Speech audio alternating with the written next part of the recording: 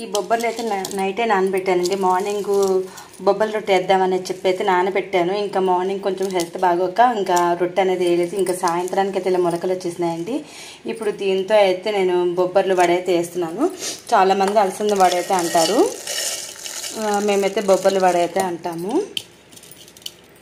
ఇందులోని కొద్దిగా అల్లం ముక్కలు, అలాగే పచ్చిమిరపకాయ, అలాగే కొద్దిగా గల్లుప్పండి, కొంచెం టేస్ట్కి సరిపడా వేసుకోండి. అలాగే కొద్దిగా వాటరు వేసుకొని మెత్తగా గ్రైండ్ చేసుకోవాలి.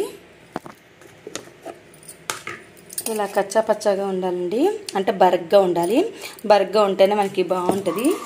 ఇప్పుడు ఇదంతా ఒక గిన్నెలోకి అయితే ట్రాన్స్ఫర్ చేసుకున్నాము. ఇప్పుడు ఇందులోనే కొద్దిగా బియ్యం పిండి అండి, ఒక 2 స్పూన్లు బియ్యం పిండి అయితే వేస్తున్నాను. కొంచెం క్రిస్పీగా అయితే ఉంటుంది, అందుకే 2 స్పూన్లు బియ్యం పిండి.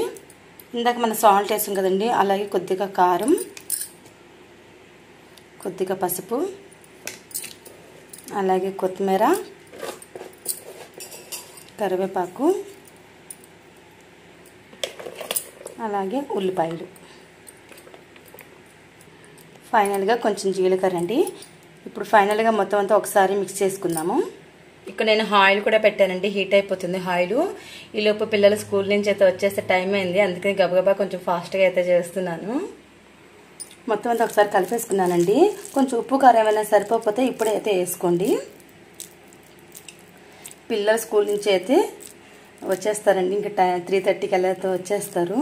ఇలా మనం రౌండ్గా ఇలా చేసుకుంటే కరెక్ట్గా సరిపోవాలండి. పల్చగా అయితే ఇంకొంచెం బియ్యం పిండి అనేది వేసుకోండి. నాకైతే కరెక్ట్గా సరిపోయింది, వేసేస్తున్నాను ఇప్పుడు ఆయిల్లో. ఆయిల్ కూడా బాగా హీట్ ఎక్కిపోయిందండి. ఈ అలసంద వడ నేను ఫస్ట్ టైం అండి వేసేది. ఎప్పుడైతే శనగలతో అయితే వడేస్తాను, నాకు శ్రావణ మంగళవారం నోవులు ఉన్నాయి కదండి, మంగళవారాలు శుక్రవారం శనగలు అయితే ఎక్కువ వస్తూ ఉంటాయి కదండి, అందుకని నేను ఎప్పుడైతే శనగలతో వడ అయితే వేస్తున్నాను. ఇప్పుడు ఫస్ట్ టైం బొబ్బర్లో వడ అయితే వేస్తున్నాను.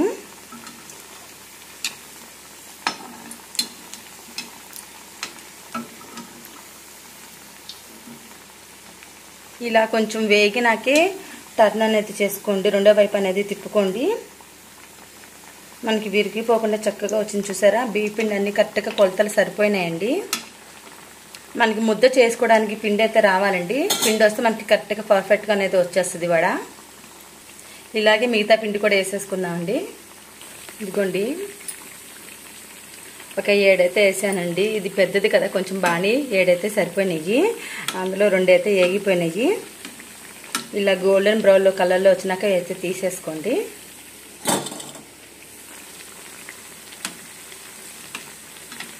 మా అత్తగారు ఉన్నప్పుడైతే రోజు డైలీ ఒక గుప్పుడు బొబ్బర్లు కానీ, లేకపోతే రోజు ఒక గుప్పుడు బార్లీ కానీ అలా నానపెట్టేదానండి. ఇప్పుడు మా అత్తగారు పోయిన తర్వాత నాకు అసలు ప్రెగ్నెన్సీ వచ్చినాక ఇంకా పిల్లలతో కుదరక నేను ఏం చేయట్లేదు అసలు. ఇప్పుడు మళ్ళీ కొంచెం పిల్లలు స్కూల్కి వెళ్తున్నారు కదా, కొంచెం వంటింట్లోకి పని చేసుకోవడానికి అయితే కుదురుతుంది. లేకపోతే పిల్లల్ని అయితే సంకన వేసుకుని చేసుకునేదానండి పని. చిన్నప్పుడైతే ఒకసారి అయితే పెనం మీద చేపెట్టేసిందండి చిన్న పాప. ఆ రోజు ఇంకా గబగబా హాస్పిటల్కి తీసుకెళ్ళి అయితే ఇంకా ట్రీట్మెంట్ చేయించాము. ఊడిపోయిందండి అసలు, అరిచెయ్యి అంతా కాలిపోయింది అసలు. ఇంకా అప్పటి నుంచి నేను ఎక్కువగా పాపతో కుదిరితే వంట చేసేదాన్ని, లేకపోతే ఇంకా బయట నుంచి అయితే కర్రీ అయితే తెప్పించేసుకునేదాన్ని. అన్నం ఒకటి వండేదాన్నండి. పిల్లలతో ఒక్కళ్ళే చేసుకోవడం చాలా కష్టం అండి ఇంట్లో.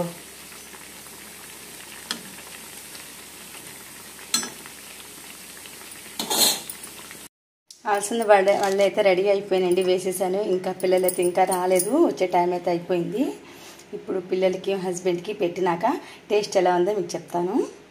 పిల్లలైతే ఇంకా స్కూల్ నుంచి రాగానే స్నానాలు అయితే చేపించేసానండి, తింటున్నారు. బాగుందంటే ఇద్దరికి. బాగుందా నీకు? బాగుందా జును? వీడియో నచ్చితే ఏం చేయాలి? సబ్స్క్రైబ్ చేసుకోండి. బాయ్ చెప్పు. ఇంకా బాయ్ బాయ్ చిన్నట బాయ్ చెప్పు నువ్వు కూడా. బాయ్.